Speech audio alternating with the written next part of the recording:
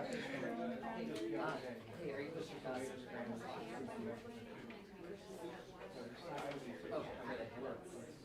Video. Does video, does good video. No, we can look up and see what That's the one you prefer for study? Well, for, Oh, and for sports, for action and things. But this does very well in the hearing. It captures, it has iota focus. So I never have to worry about focusing the camera. I can just pay attention to the composition. That's the advantage. and story unfolding. Yes, exactly. Yeah, it's better. As little time as it takes to focus, it's good. Raising their eyebrows, like a Henry James novel. It also does 20 phrases quicker. Yeah. Well, you never know when you're waving your hand. Oh, I know, we've all done research. I mean, and certain people like, Senator Parker was always great for gesticulation. I've been talking about this for years, but I'd like to talk about the business community. Many years ago. I set that up. That's hard. I mean, actually Thursday, Friday, unless you're, How do I get in touch with you? yeah, that's the only I guess. You gave me some good advice many years ago.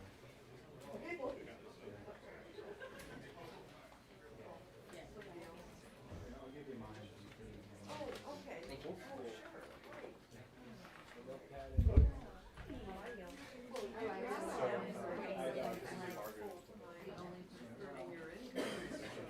When I talked to you, it was like 5 or 6 years ago. I like to remark that, sometimes the private events Oh, the outside, you have to sure. balance it. Yeah. I don't understand. Oh, sure, you're a freelancer. Billing, you're running.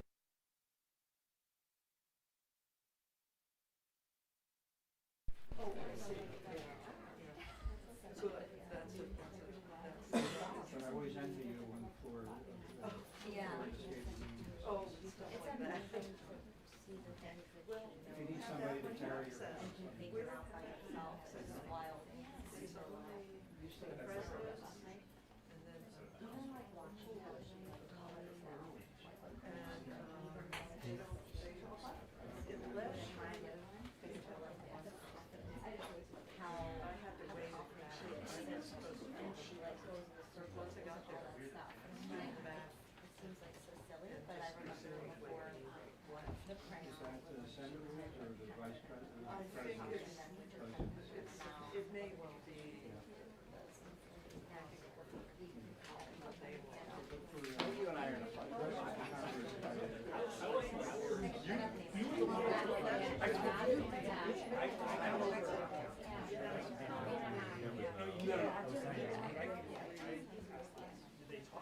You're right.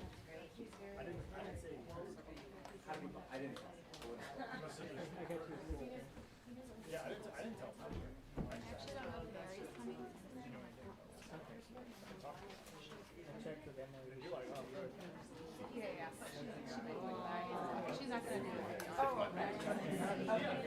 You were the one that was over here.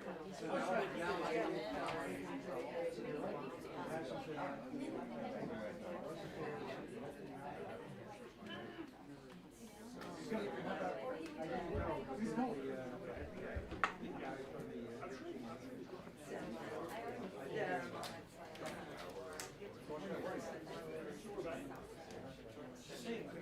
You were the one that It all happened so fast. I'm sorry. Like she was like really smart. You're right. Yeah, I don't know. You're right. Oh, Yeah, yeah. you're right. Like Flora done. Can't talk about it there. Yeah, like I'm the business walk. Like Yeah. I'm gonna do it. I can do it. I can do it. Well, thanks. Thanks. It's gonna eat me up for like 2 days. I also like these because they're lighter. All right. Oh, yeah.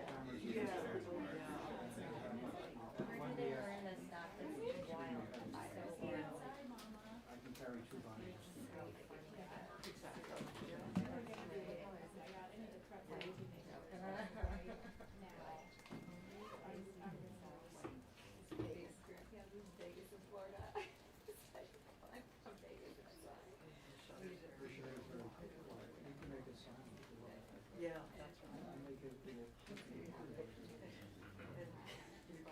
My shoes more than Check in focus. this camera, there's no time. What's these cameras? It's so easy just to like press the button. And like, are you using Yes. Since I've got this, I bought the hard drive last year. I got 4 terabytes. This year. Yeah. Oh, I'm not gonna.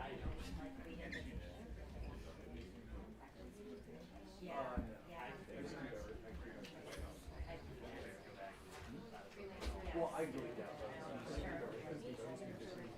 The other day. I knew she was spending a lot of time in Whatever.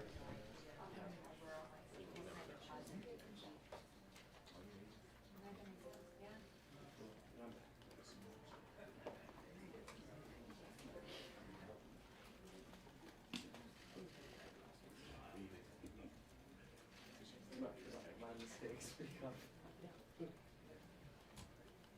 Heads up.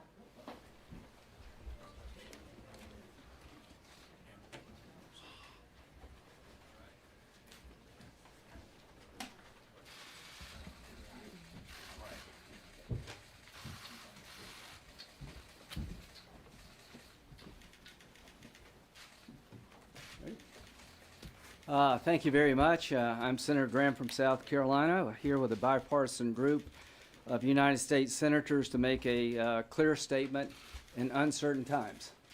What Turkey did in Syria is unacceptable. Turkey's incursion into Syria hurts America's national security. It puts at risk our Kurdish allies who were there for us when nobody else was on the ground. And the Syrian Democratic Forces were the ground troops to destroy the caliphate. About 2,700 Americans, God bless them all, but the infantry for the assault on Raqqa and destroying the caliphate in Syria were the Syrian Democratic Forces, and we believe that Erdogan's decision to go into Syria puts our allies at risk. We believe that the rise of ISIS is imminent if this continues. We appreciate what the president did with sanctions against Turkey. We're here to add to it, to supplement what the president did, and let Turkey know there are 3 branches of government.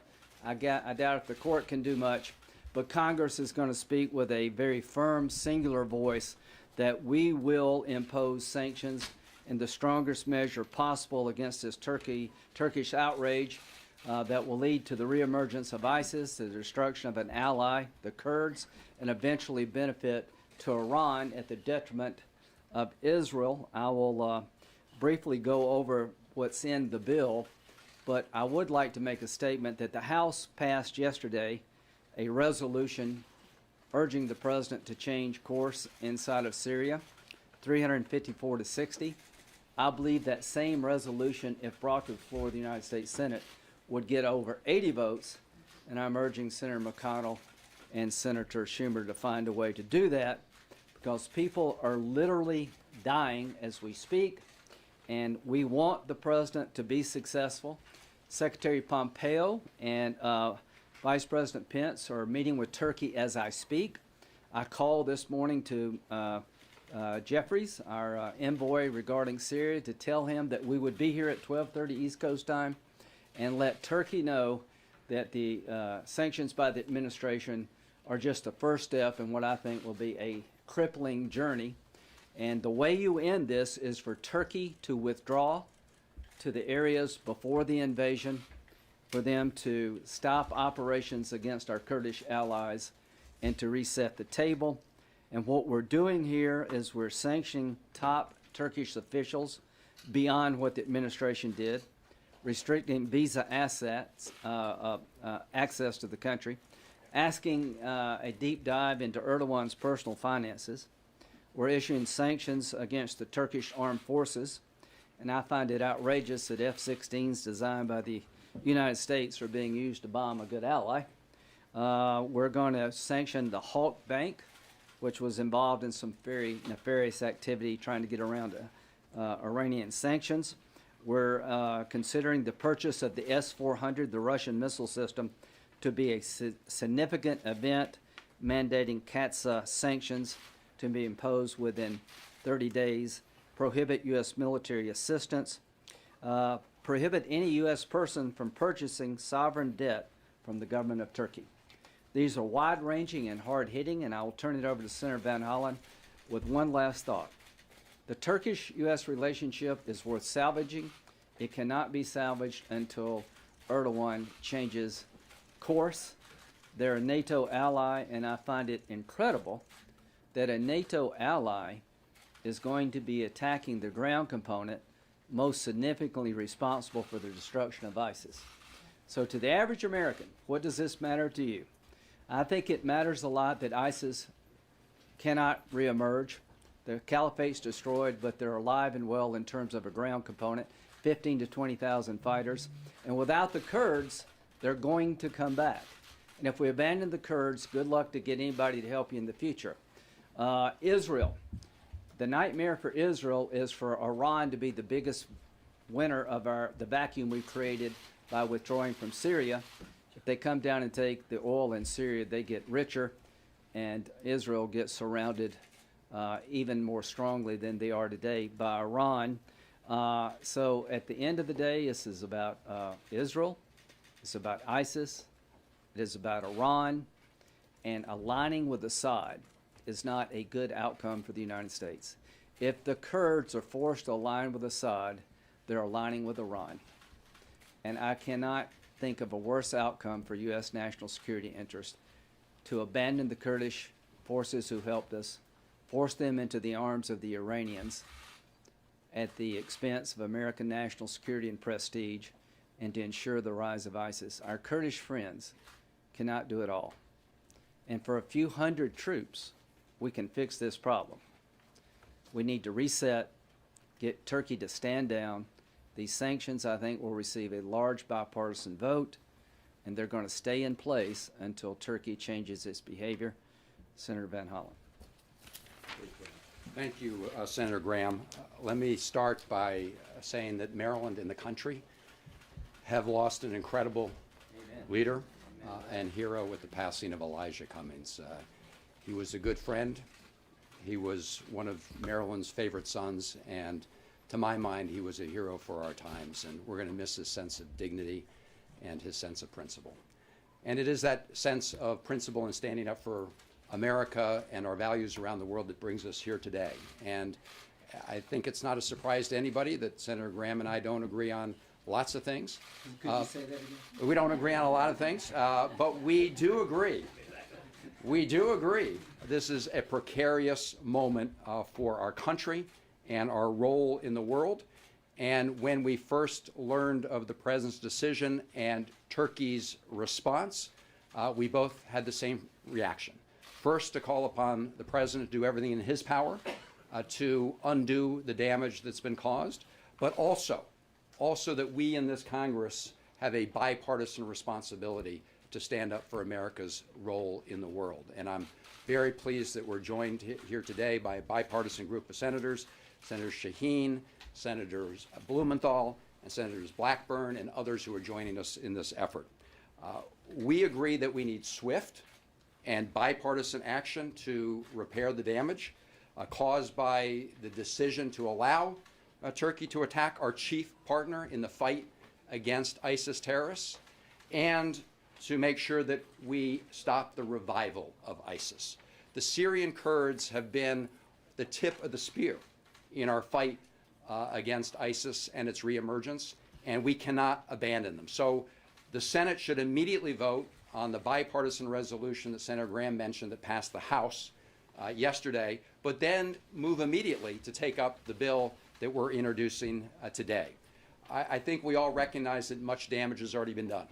As Senator Graham said, Russia, Assad, Iran, and ISIS are moving quickly to fill the void, but we can demonstrate in a bipartisan way that American leadership matters here in the Congress and take the measures that we're calling for today. We got to send a message. We have to send a message that America will stand with our allies in the fight against terrorism, and that we will fight to make sure ISIS does not get more oxygen and come back. They have been down, but they are not out, and this action that's been taken gives them an opportunity to come back, and we cannot allow that to happen. That is the result of the decisions that have been made and the Turkish aggression. I just want to hold up a headline that tells you what the problem is here. It's right here. Turkish-backed forces are freeing Islamic State prisoners. Turkish-backed forces are freeing Islamic State prisoners.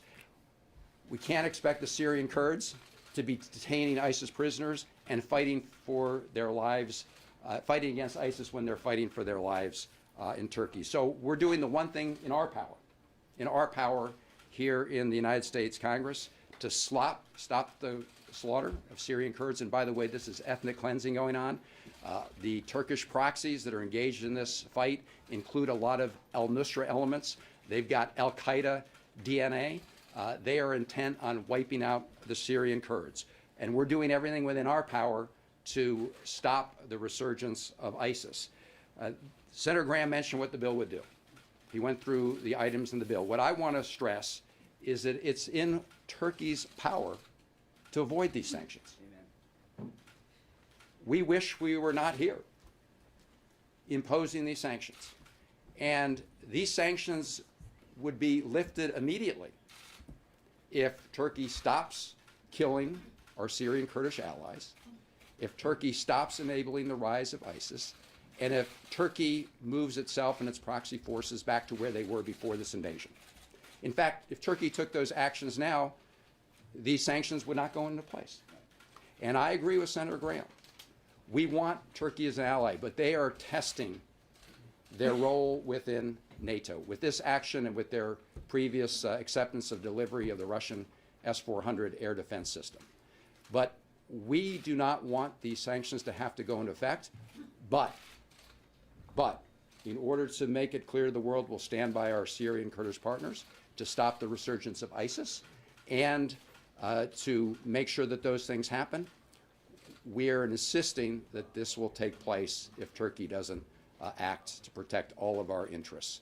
And so now it's my privilege to turn the podium over to Senator Marsha Blackburn from Tennessee. Thank you, Senator Van Hollen. And he and I have been in agreement for a very long time on the importance of standing with the Kurds. And when we were each House members, we co-chaired the Kurdish caucus. And the reason I was involved with it is because of the population of Kurds that call Nashville in Tennessee home. And the Kurds have stood with us without fail. They have been resolute in their ability to push back on evil. They have been resolute in pushing back on ISIS, and they have lost thousands of lives.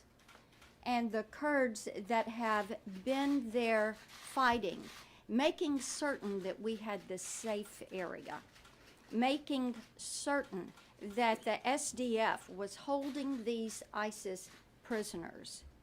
This is something that is not lost on us, and it is not lost on them. Now, as you have heard, Turkey could stop this right now if they wanted to. And looking at our NATO allies, we hope that Turkey will receive a message that it is important for them to stop this. And I want to commend Senator Graham. I want to commend Senator Van Hollen for bringing the legislation forward. Sanctions are important.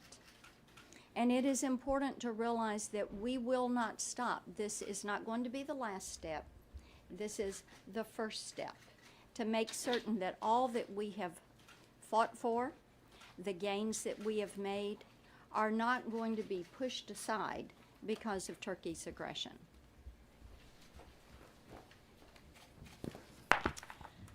Good afternoon.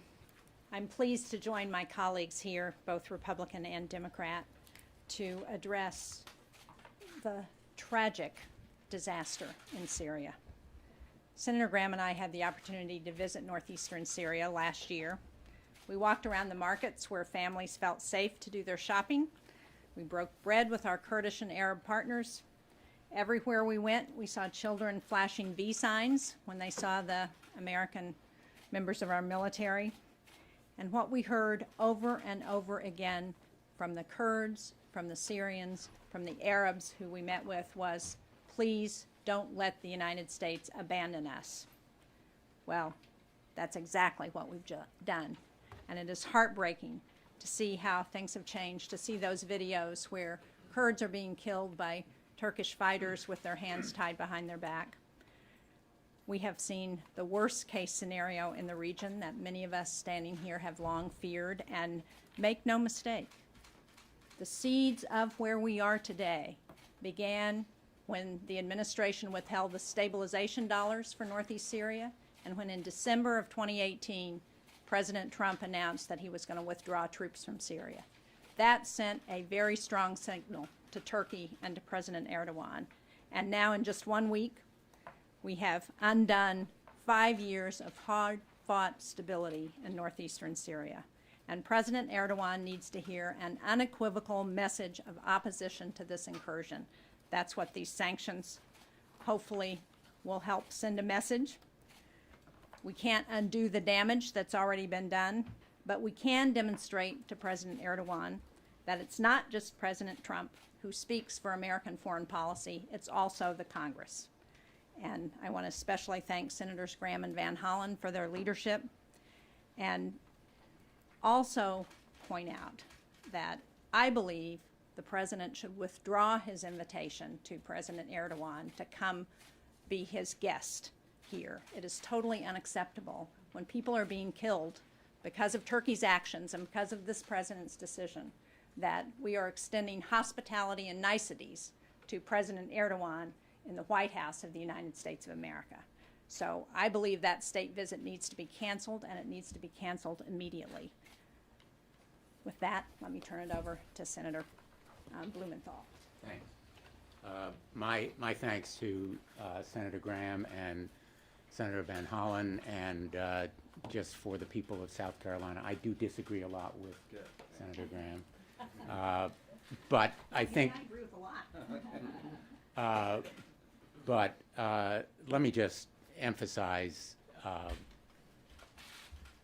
really important point here, having sat through this morning a classified top secret briefing from the Secretary of Defense and the Chairman of the Joint Chiefs of Staff. My feeling was horror and shame. To the people of the United States, you should feel horror and shame and deep disappointment in the abdication of leadership and our values by your leaders. President Trump has abdicated leadership. The Congress must act. The Congress must act to stop ISIS from resurging, which is happening right now, unfolding in real time, right before our eyes, making a potential mockery of the lives lost, the bloodshed, the sacrifices made by our men and women in uniform and partners who have fought with them and lost lives with them. And there is nothing more basic to a great nation than its word. When its promises are broken, its credibility is lost as a partner and an ally and as an adversary. And Americans should feel horror, shame, and deep disappointment that that lasting damage is being done to America's credibility. The windfall here is to Iran and Russia. Again, to Vladimir Putin. Why always is Putin the winner? This kind of shredding of American credibility will do lasting damage.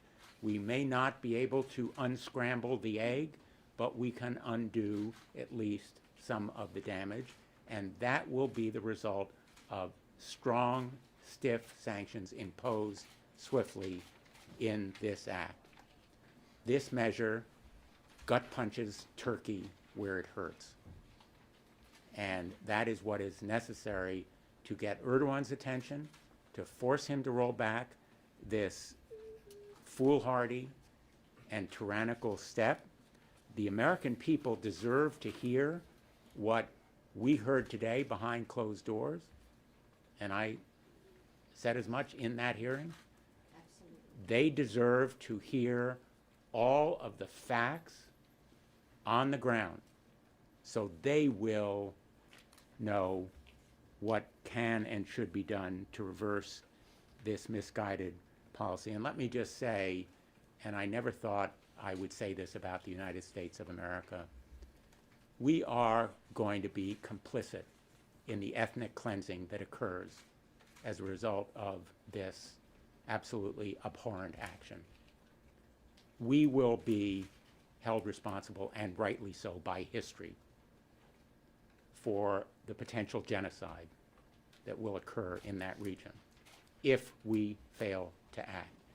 History will haunt us if we continue to retreat from those basic principles.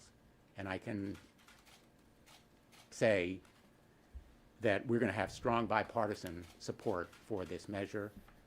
The best sign of it is the numbers of our colleagues who want to support it now, and I look forward to gaining support as we go forward. Thank you. Senator Graham, the president has long been reluctant to put any pressure on Erdogan, including after they bought the Russian defense system. Yeah. Do you worry that Erdogan no longer has any fear or respect of the United States and is going to ignore anything that the Congress does? Well, number one, I want to compliment the administration for imposing sanctions, and I think they're real. Tariffs on Turkish steel will matter to Turkey. Now, we'll pay a heavier price here, but I think it's a price worth paying to restore your honor. And this is about restoring our honor. And I don't need to lecture the American people about ISIS. If you missed the last 4 years, you missed a lot. If you think they're just going to Europe, you're kidding yourself, because they want us more than anybody else. They're out to destroy Israel if they can. The Kurds, in their eyes, are the enemy, not an ally. So the bottom line is, I think what the administration has done has gotten Turkey's attention, but clearly hasn't worked. The president did not give a green light, but Erdogan went in anyway, and that's the problem. The reason we're doing this is China's watching. Russia's watching. Iran is watching. And I want them to know that you will not get a pass. If you do something in Hong Kong, you're going to get hit harder than we're doing today. If you move into parts of Eastern Europe, Russia, we're still here and we're going to hold you accountable. Iran, if you keep threatening the neighborhood, more is coming your way. So not only is it important to restore the credibility we lost with Erdogan, it's important to restore our position in the world and let others know what comes our way. Let me just, I'd like to respond to that as well. So Erdogan clearly listened to President Trump on that phone call. And the message he got was, go ahead and attack the Syrian Kurds. That's obviously the way Erdogan interpreted it. Right now, the president has said that he is going to, quote, destroy Turkey's economy if they keep doing what they're doing. And my question is, for God's sakes, when are you going to act? The slaughter is going on right now.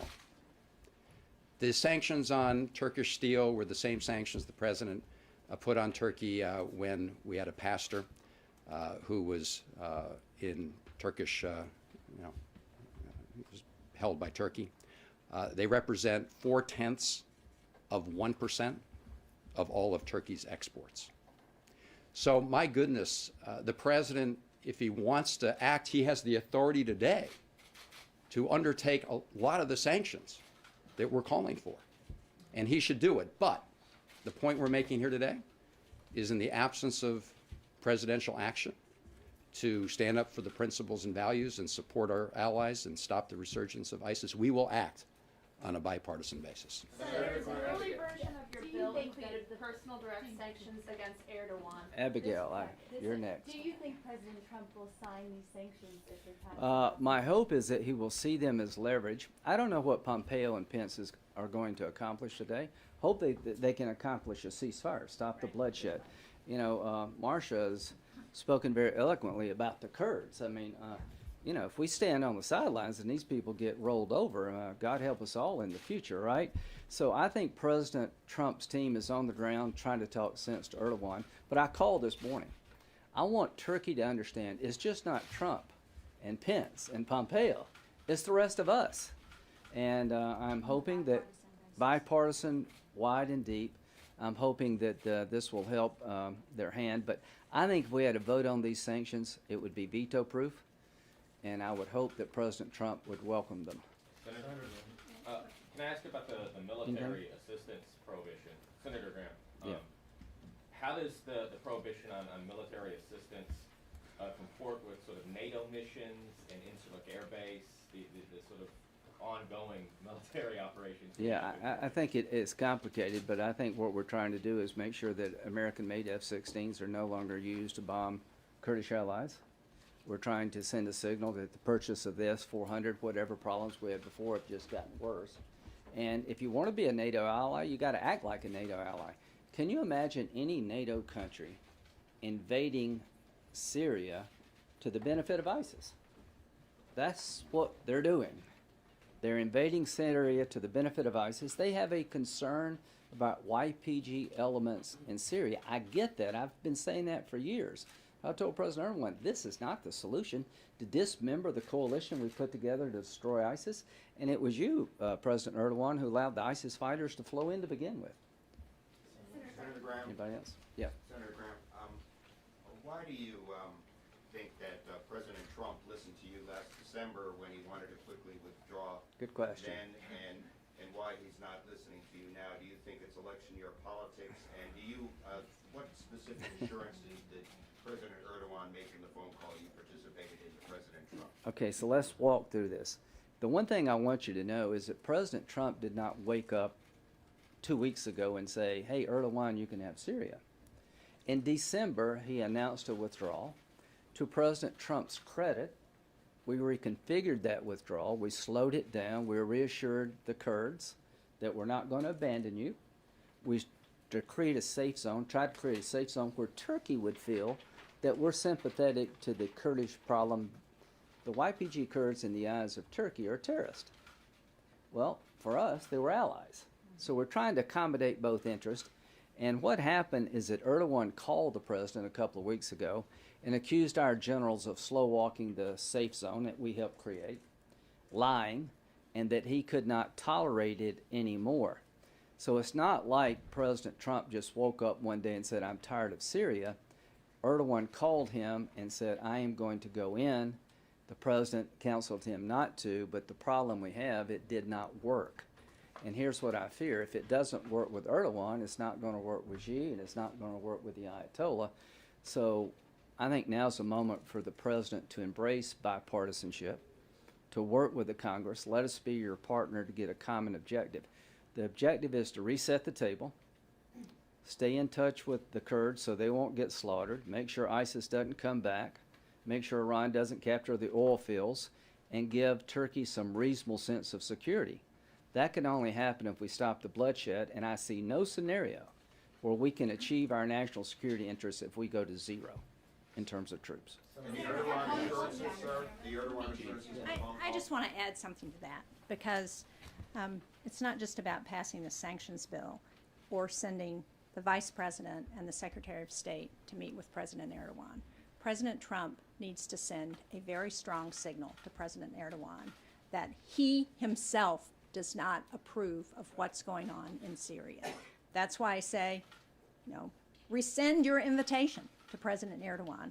Let him know that you don't approve of what he's doing, and we're not going to be nice to him until he changes his behavior. Yeah, I would just add that the action that President Trump took after that earlier phone call from Erdogan was to withdraw our special forces, which obviously left the Syrian Kurds vulnerable. we are now doing our best to salvage a very difficult situation. I want to stress that the President has the authority today to do a lot more than the pinprick steel measure that he undertook. He could do a lot in this bill today, but what we are saying is that we're moving one way or another on a bipartisan basis to stand up for American values, to do what's right by our allies, and to stop the resurgence of ISIS. We got one more question. I've got to go. Lisa from PBS. I want to understand what you're saying here as far as, I understand sanctions, but do you think it's even possible for the president to return American troops now in a way that creates a safe zone? That's question one. And question two, speaking about America and global leadership and how this president is seen, he has just announced since we've been here that he is going to hold the G7 summit at his resort in Florida. Do you think that affects how he's seen as a leader and what his interests are? Well, I think it'd be a nice trip. I hope to go down there myself. So I'm not here, you know, my differences with the presidents are real. Nobody asked me, is Obama unfit for office if he withdraws from Iraq? So it's not about personality, it's about policy. So here's what I hope will happen. I hope that President Trump will seize the opportunity to work with us for the greater good. I hope he'll listen to his generals. You know, he made a remark about me, I want to be there 1,000 years. No, I want to be there long enough until we're safe. If it were up to me, the lion would be laying down with the lamb. I have been in war zones. I've spent 33 years in the military, and I've had some friends killed. So this is no casual thing for me. I don't love war. What I crave is security for my country and my allies. Mr. President, if you don't understand that ISIS is coming back, you're missing a lot of good advice. If you don't understand these bastards would kill us all if they could, you're not listening to what they're saying. And if you abandon these Kurds, it'd be a stain on your presidency and our honor. And how do you fix this? You lead. You tell Erdogan, I am speaking for a nation now.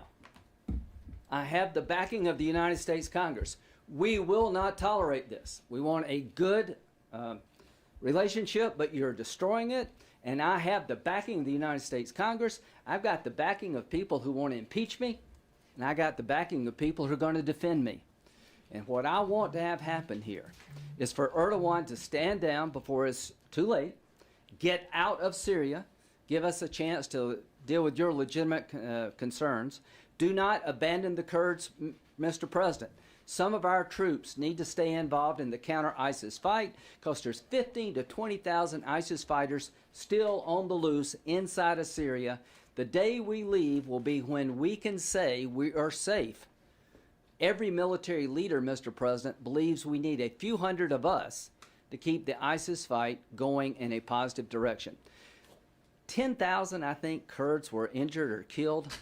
Every one of them that went down was one of us that didn't have to go down.